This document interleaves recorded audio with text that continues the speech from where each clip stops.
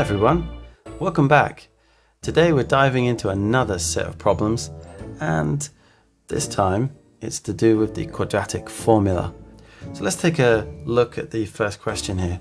So 3x squared minus 7x minus 1 equals 0. And we have the quadratic formula just underneath in pink. The first step would be to decide which values went where to which letter. So for the A, this would be the number in front of x squared, but you don't include x squared. And the B term is going to be the number in front of the x, the coefficient of x. That does include the sign. For the C term, this is the constant term. We're going to look at writing these very clearly in a box, and you know I love boxes. There's something about a box that makes things very neat and clean. I don't know. I'm going to call this method the barrel method. And so we're going to have placeholders ready for our substitution. So this is what the quadratic formula would look like if we had barrels instead of the letters that we were wanting to put into the equation. Now we'll put them in. Now you've put them in, you can see very clearly why people make mistakes. We're using substitution with complicated BIDMAS, and there's loads of negatives. A couple of neat things to do straight away is look at any double negatives. We see one out the front, and then look at any squared, which is the b squared term. That usually turns out to be quite simple to just calculate. Plus, on the bottom, the 2 times 3. So the 2 negatives would give us our plus 7. The great thing about squaring is it always gives you a positive, and so our negative 7 here has just gone straight to a 49. This next bit, however, is where we're going to be careful. There's a lot of negatives flying around with multiplications, and we want to make sure that the final result has the correct sign. And so probably the best way to make this foolproof is to leave the negative there until we have just one number on the right hand side to deal with. So I'm going to put this calculation in a bracket, and here is that calculation, but I don't want to do too much at once, so I'm just going to leave it like that. A very good habit is to do one change per line. Okay, so now we've got all of those elements that were easy out of the way, and we've been careful about keeping our boundaries with the brackets. Here is the next part.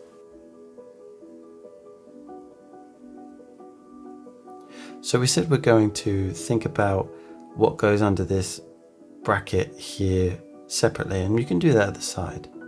First of all, we'll think about the 4 times 3, and then the 12 is going to multiply by negative 1. So we have negative 12 in that bracket. It's a much easier sum now because we're just dealing with the addition and subtraction of just 2 numbers. Here's the simplified signs. 2 negative signs right next to each other give us a positive, and we've got it down to 3 elements.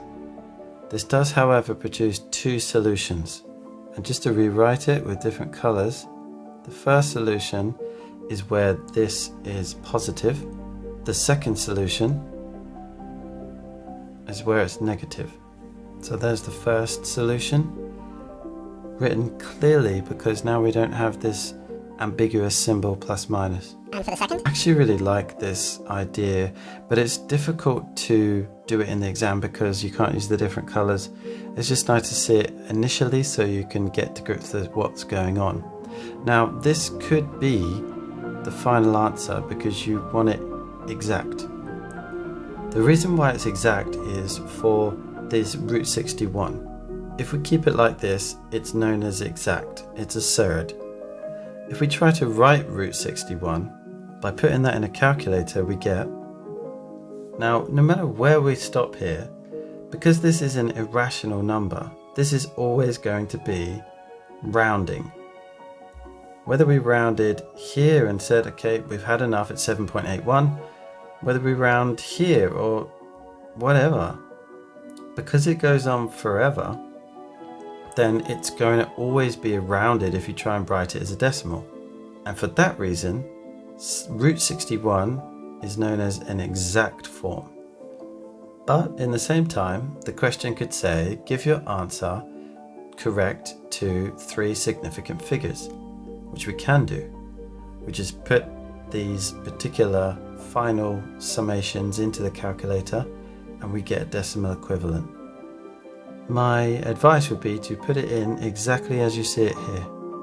And then when you go to change it to the right hand side, all you have to do is edit and change the plus sign. So if I put that in a calculator right now, I get exactly what I've got up here. So I need to press the S to D button. It's not what you think it is or what people tend to think it is. This is just changing it from standard to decimal. So we want it in decimal. We press that button. We do the same for the second. If our aim is to round these to 3 significant figures, we start from left to right with the number which is non-zero and count 3. For the first number, that means we're going to keep the 2.4 definitely, but the 6 is going to be affected by the next one along, the 8, because it's more than 5, and so our final answer is, and always put what you've rounded it to in brackets afterwards. Otherwise they may think that you think that that's the fully correct answer. We're going to do the same for the second one now. When we're looking at this second one, we have a 0 at the front, so that's not going to count for us. The first significant figure is actually at 1, meaning our cutoff point is here. And considering that the next one along is 0, that means that it's not going to change the 5, and so we keep as is. Okay, so we've been through one example now, which was, I think we've simplified it a lot, made it clear. Let's have a little practice at finding coefficients and what you might see. Unfortunately, it's not always the nicest question that gets put in front of you, and it could be one of these. So let's have a look at what the coefficients would be in these cases. In the first case, we have 1x squared, so you can write that in. Don't be afraid to write stuff in here. And this would be the coefficient for the first one. So we're going to have a equals 1. In this case here, we've got -3. And so that's going to make b equal to -3. And here the number on its own is -2. If you're taking a look ahead, what you're probably going to see are things that don't look like the way you wish they were. That's okay. It just requires some rearrangement. First one's fairly easy rearrangement. We don't want that 2 over there. We want it on the left hand side with the rest. So it'd be nice if we could take that away, because then it would be 0. That suits us because when we're solving for these quadratics, we want it equal to 0. Now we have this format where it's equal to 0. We can then roll off the coefficients. So in this case, we have a positive 4 out the front, so a equals 4. We have a -7 for b. So that's whatever's in front of the x. And then we have a -2 for c.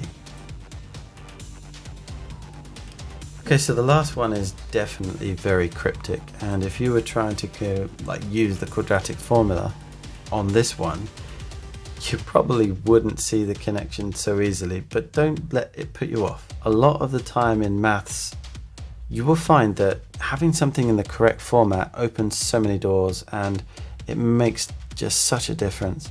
And so get used to putting things in the way you like them. I find in the exam that it's those differences, the things that are not what you expect, that will throw you off and take your confidence.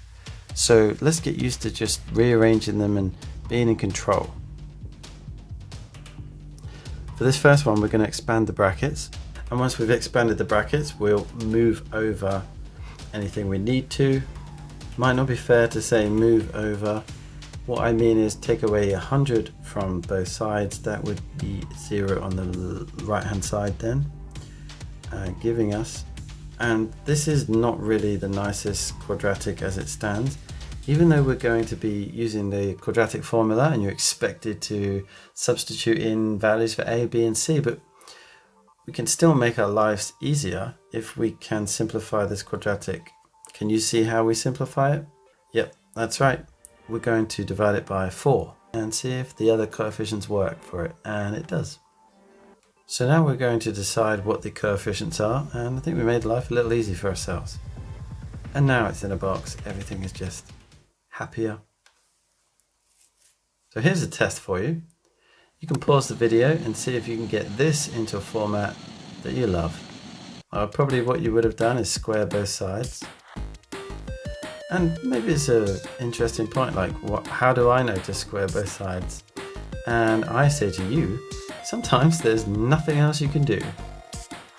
I don't think you do anything else here. I mean, you do things that are superfluous. You could divide both sides by 2. And 2 came from where? I mean, there's nothing 2-ish on here. Unless you're thinking about violating some sort of BIDMAS rule. Just don't forget that this is technically locked in right there because it's sort of underneath the square root. So you can't go doing stuff to that directly. It'd have to go through the square root, and there's a barrier thing going on. Let's move the x squared. It needs some friends. Should we move the x squared or should we move the others? Good question. I think we keep the x squared positive, so I'm not going to move the x squared. In my mind, I'm going to imagine if I get rid of this, it's negative 8x. So I'm just going to write negative 8x there. And if I want to get rid of this one, it's plus 15. So I have this. I could write it as I go along. And we're in a stage now where we can find the coefficients and put them into the formula. Okay, found them. Let's put them in. Don't forget to write the formula, get used to it, learn it. Okay, now they're in. Let's simplify the really easy bits. If you don't remember which they are, that's this, and this, and this. The bit that we're going to put in a bracket is this. Let's do it. Alright, we made it through safely, and it's time to simplify further. And even further. We know that the square root of 4 is 2. Now just like before, we have 2 solutions, like so, and we are going to do them separately. And the second one, there are 2 solutions. Both are positive. The final question, it requires a little knowledge of the trapeziums. That's what this shape is. Show that the height of the trapezium, so that's the height, is equal to 5 root 5 minus 1. What do we like about show that questions? Well, in an exam, we know we've got it right if we get there. So what we're given is a fact about the area, right there. And so we're going to need to find an expression for the area so that we can put it equal to 50. And how do we find the area of a trapezium? H over 2, A plus B. A equals X and B equals X plus 10. And it's a good idea to have those in brackets because, I mean, when you're substituting it counts as one thing, but it's 2 and you want it to be neat. So we can package it in that. And then H is equal to 2X. Putting it in the box and we're good to go. Sometimes I even like to draw an arrow. Okay, so when we put that in, we get this. And this can be simplified. and we have the x plus 10 and x in the brackets. Interestingly, this bracket no longer is needed because they're all addition, and so we have this when we tidy those two. We can then expand the brackets, giving us this. Now this is an expression which looks kind of like a quadratic, and it's equal to A. A stands for area. So given what we know from the start in the question in pink, we know that A is equal to 50, so we can go ahead and replace the A in our equation with 50. Now it's looking like one of those equations that we had that was needed a bit of rearrangement to look like one of our happy places. Now it's true to say that if the 50 is equal to the right hand side and the right hand side is equal to the 50, it doesn't matter which way round we write it. This first of all. And then secondly, putting it all on one side, and then we have equal to 0. And then furthermore, I wouldn't want that 2 in front of the x squared if I can help it. Good for me. All of these coefficients are even. So we can go ahead and just divide it all by 2. Now we have a quadratic equation that we can solve using the formula. First step, write down very clearly what the numbers are that you're going to be substituting in for A, B and C. And once we have those, we put them into the equation. Here it is, and let's replace the letters with good use of brackets. Once this has happened, we prioritize the things that are pretty easy to tidy up. Let's tidy up what's in that bracket, and thankfully that turned out to be a negative, so we've got a plus plus. It can be simplified. We have two solutions, one where it's positive, one where it's negative.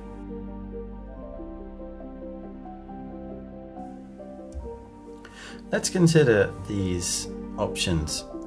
With real life questions, you really always have to finish, when you're solving that is, with an idea about whether this answer makes sense. And real life is typically involving distances. Distances cannot be negative. So let's do a little analysis on whether these distances are positive or negative. What can we say about these two numbers here? Well, we can say that the 5 root 5 is 5 times root 5. We want to know which one's bigger, really, to assess whether the overall is negative. Is 5 root 5 bigger than 5? Well, the difference between the left and the right is root 5. It's been multiplying the 5. If root 5 was less than 1, then we would end up with a result that reduced 5. If it is equal to 1, it would keep it the same, and actually root 5 is more than 1. We could do a simple analysis of roots that we do know. For example, root 4 is equal to 2. If we go one more to the square numbers, we have 9, which is equal to 3. And so we know that root 5 is definitely more than 1. It's in between 2 and 3. 5 root 5 is larger than 5. What does that mean for our roots? If we have minus 5 and then add a number that's definitely bigger than that, that overall is going to be positive on top, and therefore a positive answer overall. If we look on the right hand side, we've got a negative 5, and we're going to take away a number. I mean, it doesn't really matter too much about what that is. The fact that it's going to be going further into the negatives makes this one a negative number overall. Dividing by a positive 2 doesn't change that. It means that this solution can be discounted. Distances cannot be negative. So we're working with just this one on the left now. And what were we asked for at the start of the problem? The problem asked us to find the height of the trapezium. So if we think about that in terms of labels, the height of the trapezium was 2x. And what we've found is x. So in order to get 2 times x, we need to multiply that by 2.